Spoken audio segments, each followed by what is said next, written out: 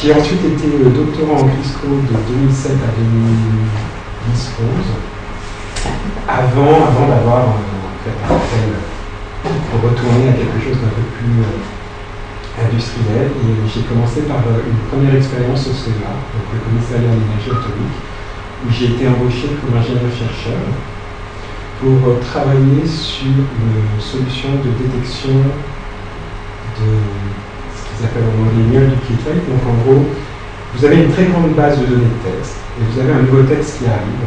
La question c'est, est-ce qu'il y a une partie de ce texte qui a été déjà utilisée dans ma base? Et je ne cherche pas exactement un texte qui serait exactement le même, mais un texte qui a pu être altéré, qui peut avoir, par exemple, imaginez que vous avez une énorme base de données de texte qui a été reconnue automatiquement à partir de numérisation. Vous allez avoir des erreurs des algorithmes de numérisation, vous allez avoir temporairement des lettres qui vont... et vous avez un texte qui arrive d'une autre numérisation, qui a été tapé à la main, vous vous demandez est-ce qu'il y a une phrase, un paragraphe, un film. Et la question c'était de se dire, est-ce que je peux le faire non seulement sur une très grande quantité de texte, mais en plus sur plusieurs langues, en minimisant au maximum les traitements linguistiques qui, eux, vont prendre du temps, parce que comme vous êtes dans des très gros volumes, il faut que ce soit très rapide. Et ça a été une partie de mon travail, c'est-à-dire que pendant un an, j'ai comparé différentes solutions, testé pour le français, l'anglais, l'arabe, le russe et le chinois, une manière de détecter à la volée si vous avez une forme de plagiat de reprise. Et c'était très intéressant parce que j'ai travaillé beaucoup sur les corpus de journaux et j'ai découvert à quel point les amis journalistes ont une grande tendance à repiquer des parties entières de leurs collègues.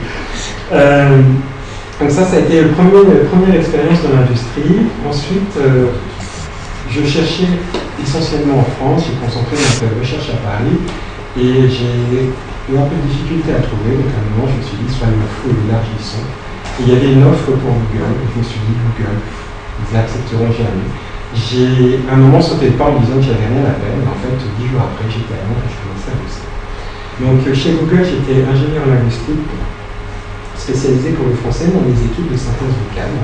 Donc c'est les équipes qui font tourner sur le téléphone Android toutes les parties où on produit une voix naturelle à partir du texte. Donc lire vos emails, Google Maps, ce que vous utilisez pour le GPS. Quand je suis arrivé là-bas, mon rôle j'avais deux grands travaux à faire. Le premier, c'était retravailler la partie, ce qu'on appelle de normalisation textuelle. Je ne sais pas si vous voyez comment on peut faire la synthèse vocale. Vous avez un texte qui arrive et il faut transformer ce texte en une suite de phonèmes, de sons que la machine va pouvoir utiliser pour créer. Et ça paraît très simple à expliquer comme ça, mais il y a plein d'obstacles sur le parcours. Pour le français particulièrement, vous avez un certain nombre d'homographes homophones. Ils s'écrivent pareil, ils se prononcent différemment. C'est les poumons, les poumons. Vous avez des grammaires à écrire pour tout ce qu'on appelle les objets sémiotiques, c'est-à-dire tous ces objets qui, dans la langue, dans le système d'écriture, sont des structures annexes de la langue.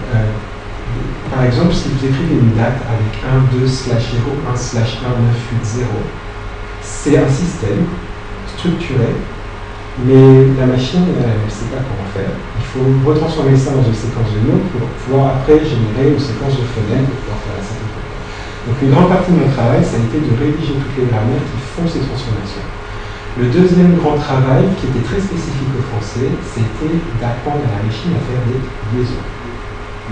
Et ça a été une partie de plaisir, ou pas, parce que c'était quelque chose de très très spécifique au français. C'est des phénomènes qu'on appelle de santé externe. Donc c'est une modification de la forme phonologique d'un mot en fonction de son contexte.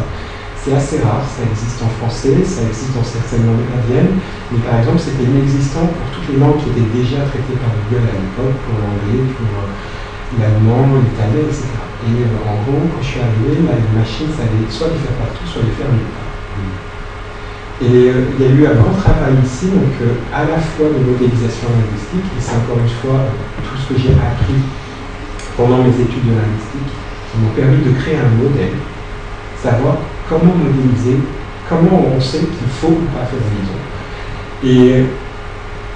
Et après, la deuxième casquette, ça a été de trouver une manière informatique et efficace de réaliser le problème. Parce que l'un des problèmes qu'on a, c'est qu'ensuite ces voix elles sont embarquées dans des petits téléphones qui n'ont pas spécialement une bonne capacité de calcul, une bonne quantité de mémoire. Donc là, il y a tout un côté un peu de jeu où on fait de la magie pour essayer de transformer son modèle linguistique dans quelque chose qui va pouvoir fonctionner sur un téléphone. Donc ça a été Google, ça m'a occupé pendant 1 an et demi. Accessoirement, ils m'ont demandé de faire une dernière normalisation pour l'indonésien. Évidemment, je ne parle pas l'indonésien, mais formation de linguiste. J'ai été chercher un locuteur indonésien et j'ai extrait gentiment toute la connaissance que j'ai pu de son travail. Ça a été un exercice très très intéressant. Et ensuite, j'ai été embauché par Amazon à Cambridge pour travailler sur Echo, qui est leur dernier produit. Je ne sais pas si vous en avez entendu parler, parce que pour l'instant, ça n'est vendu qu'aux États-Unis. C'est une sorte de cylindre noir que vous posez à plein milieu chez vous et à qui vous pouvez parler. Vous lui dites Alexa et elle répond, je ne sais pas pourquoi il l'ont appelé comme ça. Et vous pouvez faire tout un tas d'interactions avec elle, lui demander de mettre de la musique, de couper le son, d'acheter des tomates sur la vente en ligne de produits frais d'Amazon aux États-Unis. Et tout un tas de petites choses plus ou moins rigolotes, et notamment des fonctions de questions-réponses pour des problèmes de connaissance générale. Vous pouvez demander à Alexa quelle est la capitale de la France. Et Alexa comprend votre question, vous répond la capitale de la France, c'est pareil.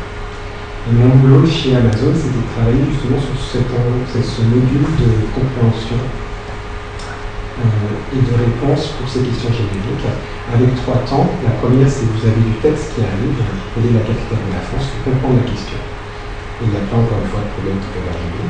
La deuxième partie, c'est un moteur d'inférence, c'est-à-dire qu'on transforme le texte en une sorte de représentation sémantique structurée pour l'ordinateur qui lui permet d'interroger des bases de données. Et là, on récupère Paris pour notre réponse. Et la troisième étape, c'est la génération de texte, c'est-à-dire qu'à partir de Paris, vous voulez produire une phrase qui va être une réponse complète. La capitale de la France, c'est Paris.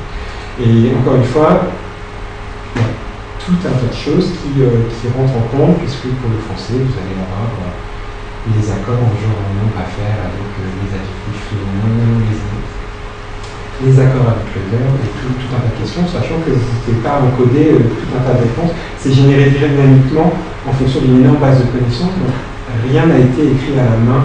Vous n'avez pas toutes les réponses qui ont été écrites, éditorialisées, c'est quelque chose qui est vraiment généré à partir de données.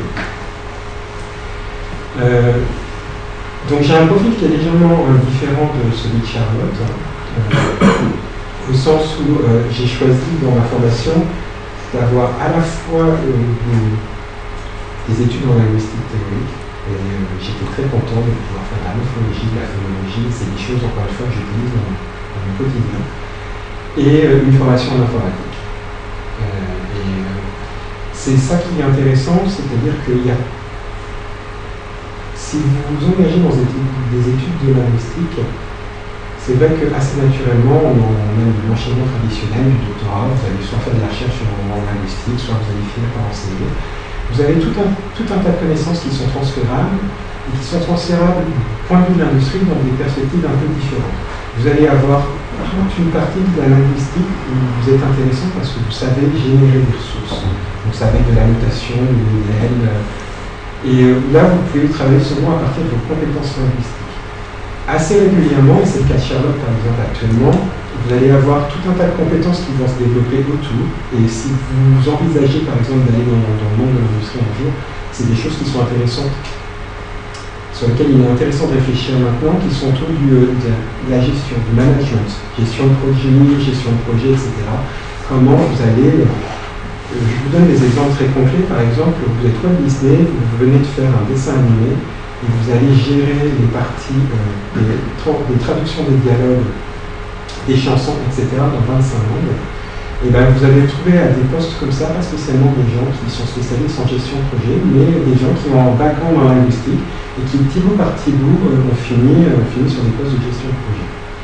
Et c'est des compétences que vous pouvez développer si vous avez ce genre de projet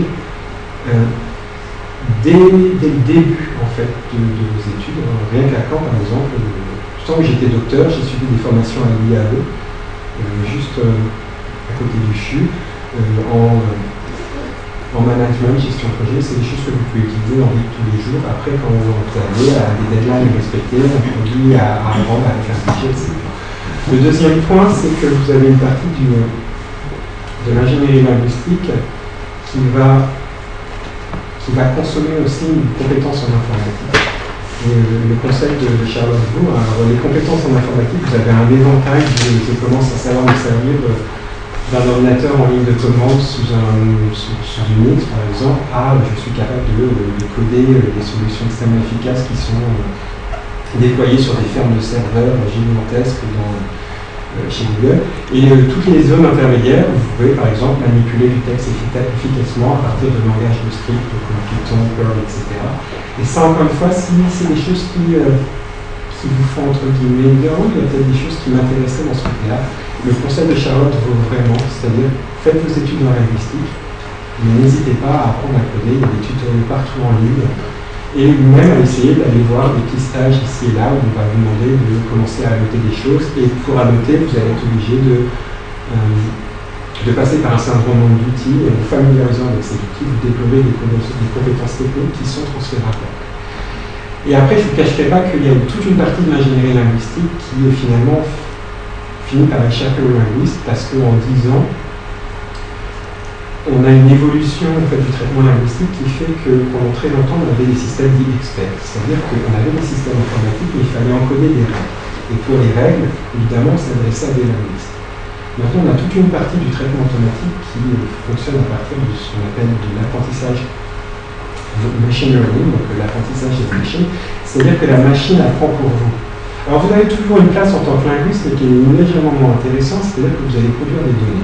Parce que pour apprendre, la machine a besoin de données à noter. Vous voulez apprendre à, par exemple, réaccentuer automatiquement un texte, et bien il va falloir manuellement vous donner des exemples d'une bonne accentuation ou d'une mauvaise accentuation. Mais après ça, vous n'avez plus à fournir le modèle, puisque le modèle est fait par les machines, et ce qui fait qu'une partie du traitement automatique des langues, qui est un vrai marché, parce que je ne sais pas si vous voyez le nombre d'outils qui de plus en plus utilisent, la synthèse vocale, reconnaissance vocale, vous les avez dans vos téléphones, vous avez la numérisation, vous avez la traduction automatique, il y a tout un champ, je veux dire, les machines comme HAL, volume 1 lycée de l'espace, arrivent pour de vrai. Mais donc, dans tout ces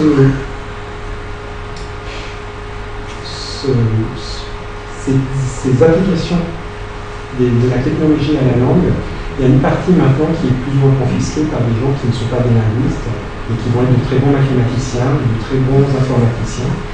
Il y a toujours un rôle à jouer, mais il ne faut pas faire angélisme. C'est-à-dire que c'est pas parce que vous commencez à dire « Oh tiens, je veux faire un transfert dans l'industrie » que vous allez trouver facilement une place pour vous. Les places sont chères et vous êtes en concurrence avec d'autres approches. Mais encore une fois, il y a des opportunités, c'est des choses qui se travaillent. Donc, dans les conseils, si vous voulez monter un projet à long terme, en vous disant la linguistique m'intéresse et il y a peut-être des pistes pour moi dans l'industrie, c'est effectivement regarder un peu du côté technique si vous avez des choses qui vous plaisent. Apprendre à parler plusieurs langues, c'est important, et l'anglais en particulier, parce qu'une grande partie des boîtes qui sont susceptibles de recruter vont être soit des boîtes anglo-saxonnes, soit des boîtes où vous allez travailler avec tellement de collègues de langues différentes que l'anglais va devenir la langue centrale. Regardez dès maintenant les offres d'emploi. Ça vous donne une idée en fait des compétences techniques et linguistiques qu'on peut vous demander. Et pour ça, c'est un bon entraînement de savoir isoler les sources. Donc Charlotte mentionnait Lingua Linguistics, qui est une liste professionnelle. Vous avez les listes traditionnelles, les main listes traditionnelles en linguistique comme LM. Vous avez des sites plus techniques comme nlppeople.com. Et tous ces sites, si vous les fréquentez de temps en temps, ça va vous donner une idée en fait, du type de poste qui est sur le marché et du type de compétences que vous avez à développer pour y arriver. Parce qu'il y a un petit décalage entre ce que vous pouvez faire sur la partie purement théorique de la linguistique et tout le cercle des compétences annexes, dont je vous parlais de gestion de projet, de compétences techniques, qui peuvent s'ajouter et qui peuvent être une vraie plus-value sur votre profil. Et puis n'hésitez pas à aller frapper aux portes des entreprises et à proposer des compétences pour des stages, pour tout un tas de choses. Parce que c'est en rentrant en contact en fait, avec ces entreprises que vous allez vous rendre compte qu'il y a des choses que vous avez apprises de manière purement académique qui sont transférables tout de suite. Et vous êtes les seuls à pouvoir le faire parce que les gens en face n'ont aucune idée du bagage de connaissances que vous êtes en mesure de mettre en œuvre et d'adapter pour leurs besoins particuliers. Donc la linguistique, l'ingénierie linguistique, c'est quelque chose qui fait un grand boom. Il va y encore avoir du boulot pour encore des dizaines d'années. Et effectivement, si vous commencez des études de linguistique, c'est une piste tout à fait possible, à côté des filières plus traditionnelles du FLE, de l'enseignement, de la traduction. Et de ce qui, pendant très longtemps, en fait, est resté un peu l'image d'épinal de ce qu'on peut faire avec les études de linguistique.